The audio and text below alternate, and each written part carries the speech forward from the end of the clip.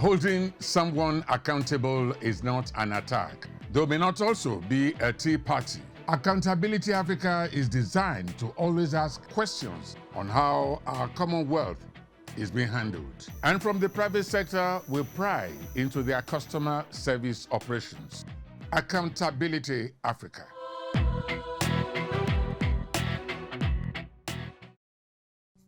Hello and welcome to another edition of Accountability Africa, where we hold top officials in the public and private sectors charged with the responsibility of overseeing and managing the affairs of their respective organizations accountable for keeping to the mandate which they have been charged to perform.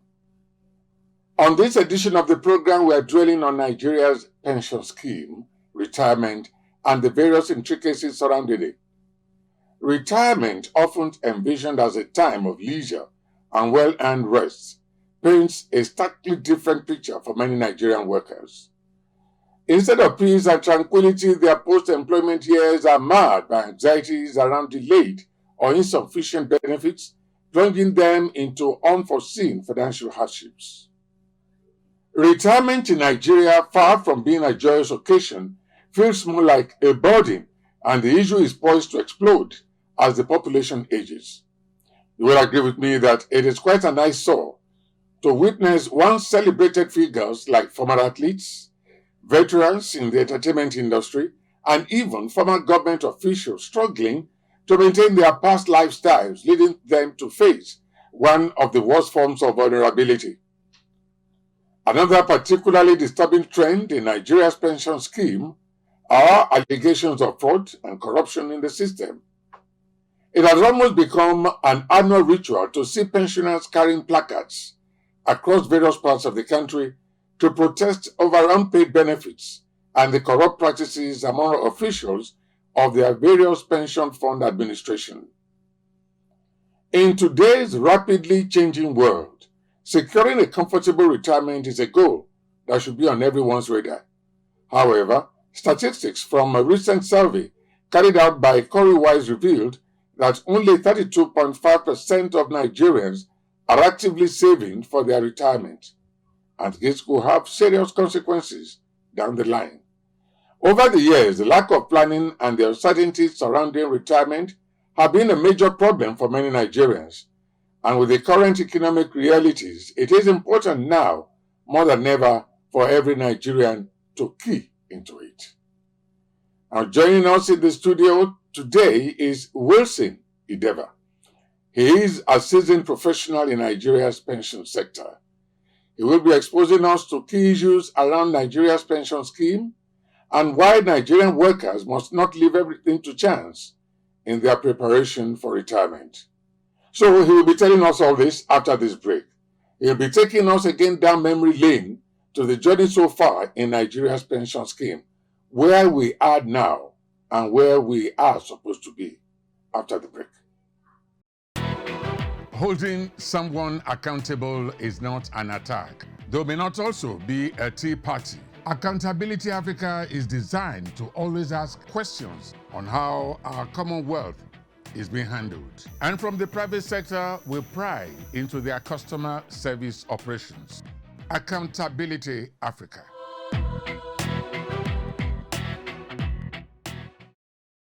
If you recall, when the civilian government was bettered in 1979 with the presidency of Olusegun Obasanjo, there was a lot of commotion among the senior citizens because they were not being paid their pension. People, like the military, they took over most of the streets in Abuja. People were sleeping on the roads, and it became a national embarrassment for the government, just leaving military rule to civilian rule, because they couldn't do that during the military rule.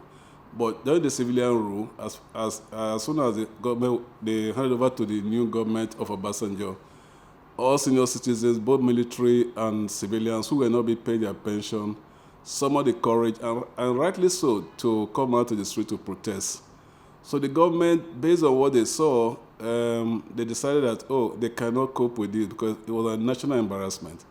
That was what led Obasanjo to set up a committee then, led by Fola Adiola, the pioneer MD of Guaranty Trust Bank.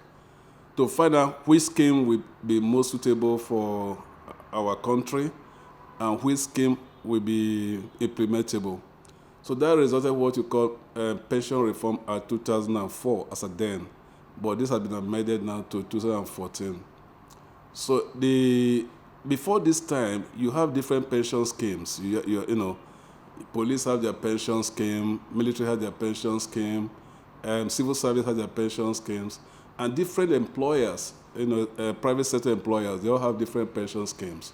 So there was no uniform regulation, there was no uniform policy. Every person, based on if you have a strong union, you could have a good pension. If you have a weak union, you also could have a very weak pension scheme. So, but the Pension Reform Act unify all the rules and regulations for the pension scheme. So whether you are in the civil service, whether you are in private sector, you have one uniform application. So that what brought to what you call Pension Reform Act 2004 as amended 2014. The idea was to bring pension scheme under one regulation, which is now National Pension Commission. So they became just like CBN, is regulated to the banking industry. So you have National Pension Commission regulator to the pension industry. So different private sectors set up what you call pension fund administrator companies, PFAs. And also you have a separate entity to keep the money, which you call the PFCs, pension fund custodians.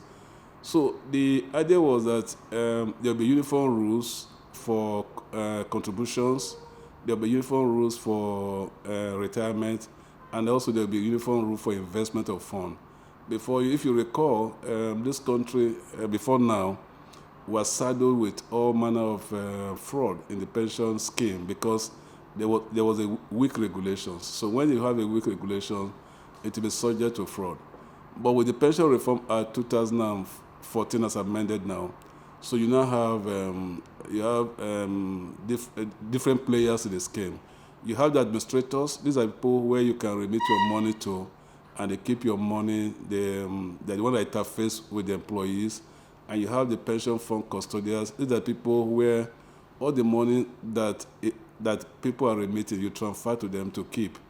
And you also have the regulators. These are people that set the rules. So that's what has happened in the since 2004 to now. That's about 20 years. So the scheme has been alive since 20 years, and the firm has grown. I think the last I heard was about 18.6 trillion. As of December, the scheme has grown, the fund has grown. What has the journey been? Well, the journey has been not too smooth, but also not too bad. Now, thank you very much, Wilson. This is an interesting journey, but with challenges. We now want him to also highlight some of the major challenges that have affected the smooth operation of the scheme in the last 2 decades of its existence. One of the challenges is that if you look at our demography, we are being told that we have close to about 85 million workforce.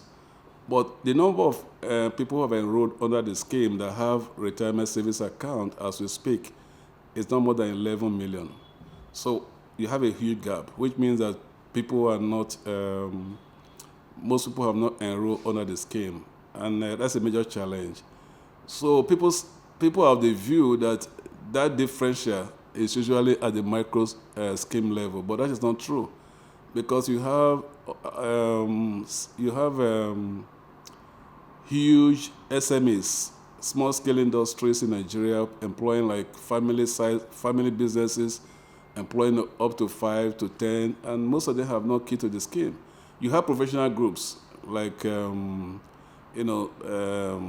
have like accountants, you have like estate surveyors, you have like architects who are not that big, but who are like more than 3. They are also supposed to be part of the scheme, but they are yet to enroll. So enrollment has not been as well anticipated. That's one of the major problems we are facing for now. The value of our money is eroding. So for most RSA holders, that is their greatest challenge now, and that is the greatest dilemma they find themselves. But it's it's not peculiar to the pension industry. I think it's just like a national problem. My view is that with time, the government will find a way around the high inflation, and the inflation will come down. And also, if you want to benchmark your RSA balance with in dollar terms, so if you want to, okay, so what was my RSA balance 2 years ago? What's the value in dollars? What's my RSA balance today? What's the value in dollars? You say you lost so much money, but that again is applicable to almost everything we have in this country. So it's not peculiar to the pension industry. With these challenges, one is aware of existing laws and regulatory authorities guiding pension matters in Nigeria, like the National Pension Commission and the Nigeria Pension Act. It's now time to assess the Nigeria Pension Act and the performance of the National Pension Commission in overseeing and implementing the guidelines of the law. If you've been reading up around the regulators in this country, you have different regulators for different industries. For the pension industry, our regulator, which is National Pension Commission, has been rated among the best among all the regulators. Why? Because I always tell people, because the background with which the industry started, they have no option than to be the best. Because one, you are dealing with people's savings, you are dealing with people who are senior citizens in retirement, so you cannot gamble with their funds. So they are very stringent with their regulation, and the PFAs on their toes on daily basis to ensure that they meet with the rules being set by them. So I will give them kudos. They've tried. They've, at times people feel that, Nigeria cannot do, there's nothing we can do. But in most aspects of life, Nigerians have excelled. And in, as far as our regulators are concerned, National Pension Commission, they have excelled in regulating, and they've also excelled in engagement, because before they bring rules out and they bring any policy, they first engage operators to see our views, and they set out the rules, and you are bound to obey the rules. So they've tried so much. Whether the art covers everything, normally the art is just a guide. It can never cover everything. That's why you see that after every 10 years, they look at the art again. They initially, 2004, when the art started, after about 10 years, 2014, they sat back again, National Assembly, and said, look, we could make adjustment here and there. So which they did, just to ensure that the industry meet their requirement to the RSA holders, and also because the pension scheme is supposed to be engine room for the growth of any country, growth in the form of, because the pool of fund you have supposed to help the government to jumpstart infrastructure. So that's the way we are thinking that we have not really done so much as an industry. So in our future, we are looking at, we want to see a situation where we can see an infrastructure that has been done through the pension fund, and the people can now say, okay, look, my money is here, my money is there.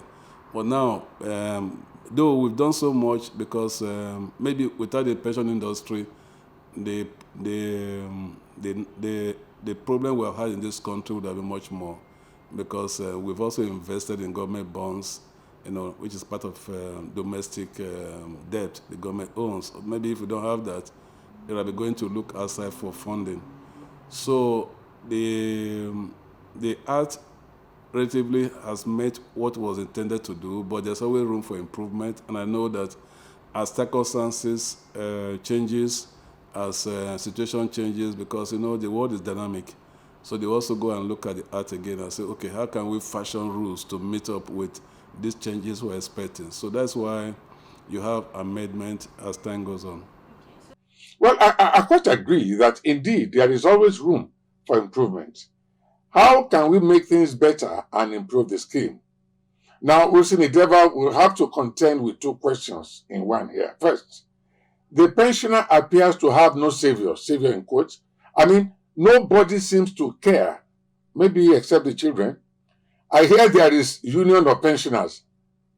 How do they go on strike when they don't have a job? So, don't we have organizations that help them fight for their rights? And second, where can they take their grievances to? Well, we have two sets of pensioners in Nigeria. I think I need to define this so you can see why, you can see where the problem is. We have two sets of pensioners. You have pensioners under the old scheme that is being administered by PITA. Have you heard the word PITA? It's Pension Transition Arrangement Directorate. So I will explain this so that you people in the media can help us with this. Because most time, there's a mix-up of these two sets of retirees, and it gives room for a lot of argument. PITA, Transition Arrangement Directorate, that's the full meaning, was set up to aggregate all the old pension scheme, all the people that have retired before 2004. You know, we still have people who have retired before 2004, which are not under the new scheme. They were supposed to be aggregated and now being paid pension through the PITA. And these people are under what you call defined pension schemes, which means whatever agreement you have with government before you retire, or whatever pension you have, government determine what to pay you. So they don't have an RSA balance. They don't have a PFA. So all of them go to PITA, and PITA pays them. So for most of those ones, because of their ages too, at intervals, they are required to do verifications. So when you hear about a retiree doing verification, it's likely going to be a retiree under PITA. Under the new scheme, which is the Pension Reform Act scheme, you know, every PFA you have, every employee have their RSA account. So you have your PFA. So what normally will delay payment of your pension, when you hear about delay under the PRA, is that for those people who were in employment pre-2004, you know, pre-2004 and post-2004. So if you were in employment, these are applied only for the public service. This is applicable to the public service. So I'll give an example. If you're an employee of federal government, maybe you join, I have a friend that I joined 1990. So under that, you were under the old scheme because there was no Pension Reform Act. So you are still working now. So you have now opened a RSA account. So what means that when you retire, the government is supposed to calculate your pension from that 1990 to 2004. And they call it, in our industry, they call it accrued right. So this is the pension obligation they owe to you before your RSA balance. Because if you work in a place where your RSA balance is being funded monthly, so the day you are retiring, your total RSA balance is known. Even to yourself, you know it. Even the employers knows. But if you were in the public service before 2004, when you retire, you have a portion of your pension that the government is supposed to pay to you. Initially, the government decided that every month they will set aside 5% of the payroll of the federal government workers in CBN, so that when people are retiring, they can take from that to meet their obligations. But you know, with when we start having challenges in the last 8 or 10 years, when we start having challenges of funding, so this is not being done. So what has happened now is that if you retire now from, say you retire from Ministry of Justice today, until this backlog is paid to you, you cannot have what they call total RSA balance. So most times, this can take up to between 8 and 1 year. So this is what delayed people from getting their pension immediately upon retirement. But however, if you are in a private sector, within a month, you should be able to be paid. There's no reason why you cannot be paid, because if you retire, all you need to do, your RSA will be funded. You just go to your PFA, you show them your letter of retirement, you show them all the documents, and once you show them, they will now, they'll sit down with you and ask you, okay, this is your RSA balance. How much do you want to collect? What they call lump sum. What used to be formal gratuity. So now it's called lump sum. You know, you have a range between minimum of 25%, maximum of 50%. So you will now decide by yourself, based on your need, what you want to collect. So once you decide that, they will program your remaining money on a monthly basis. So once it's programmed, and once you have met these obligations, so every subsequent month thereafter, until God calls you, you don't need to go back to the PFA. Your pension will be paid to you as and when due. Okay, so if you have a grievance, for instance, if you have not been paid, the first place to go to is one, your PFA, your pension fund administrator.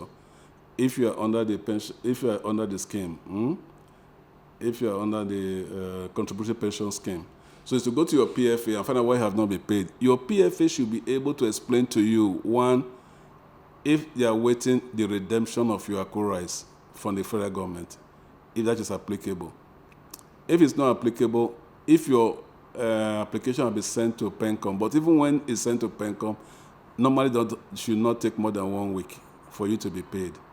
So if you have done that and you are still not satisfied, you will have a regulator. You don't need to, because we have, you can write to them.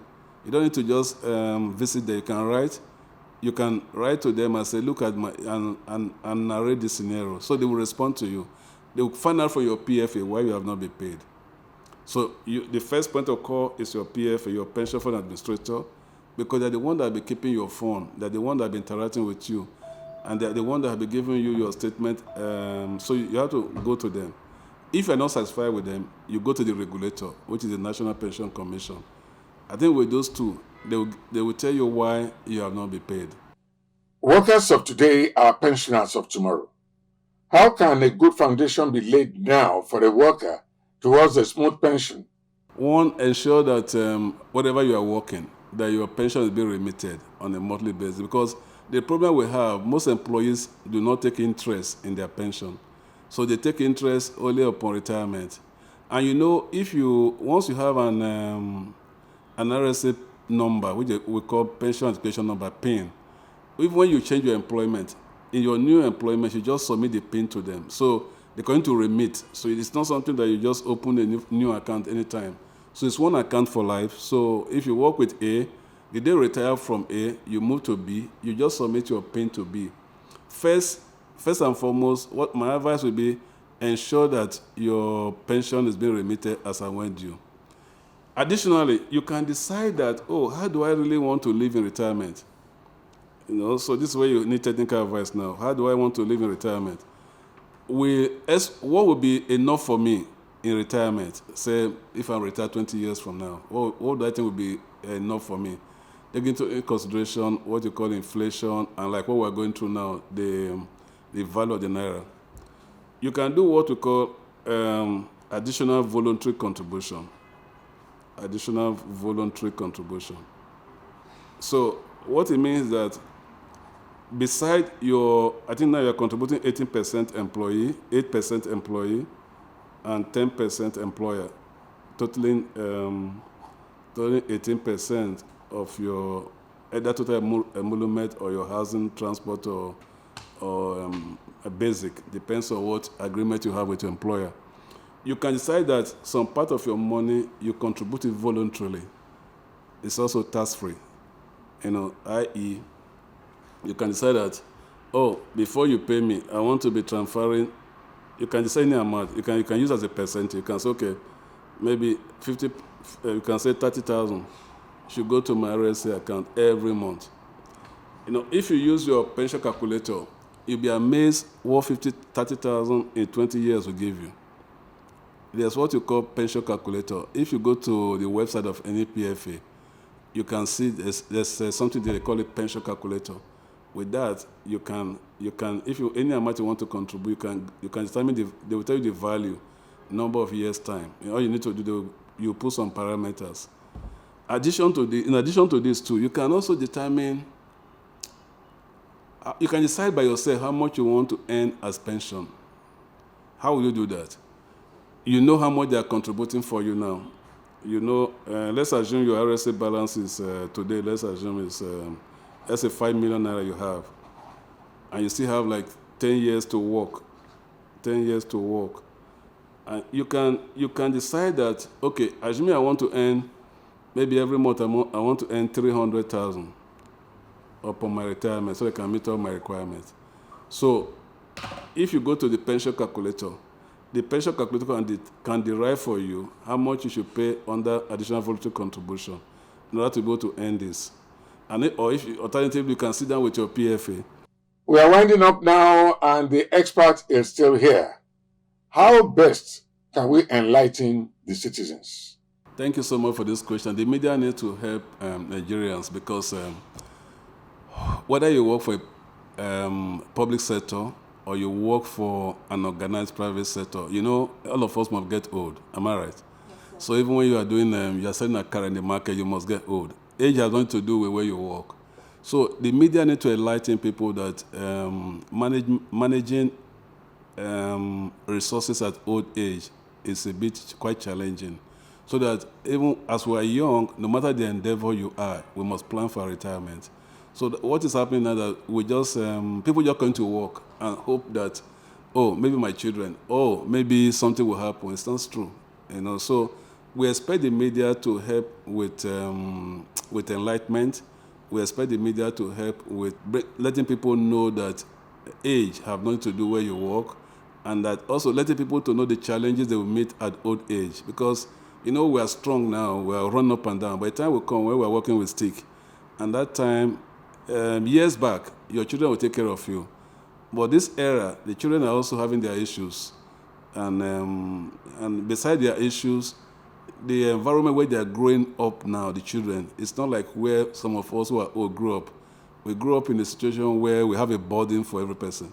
The children have a burden for only themselves now. So the media needs to help with enlightenment, and the media needs to also bring to the knowledge of every worker to say, look, it's your duty to ensure that your pension is being remitted. Because I've seen a lot of people, they come to me, they say, oh, I don't even know my PFA. I say, how?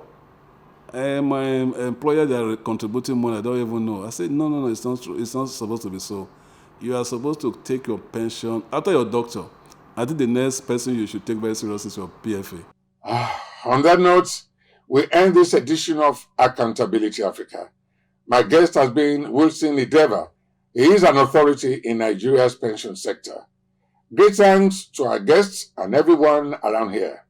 Now, to be part of this program, Accountability Africa, please contact 0806 5030300 or email audionbello@gmail.com.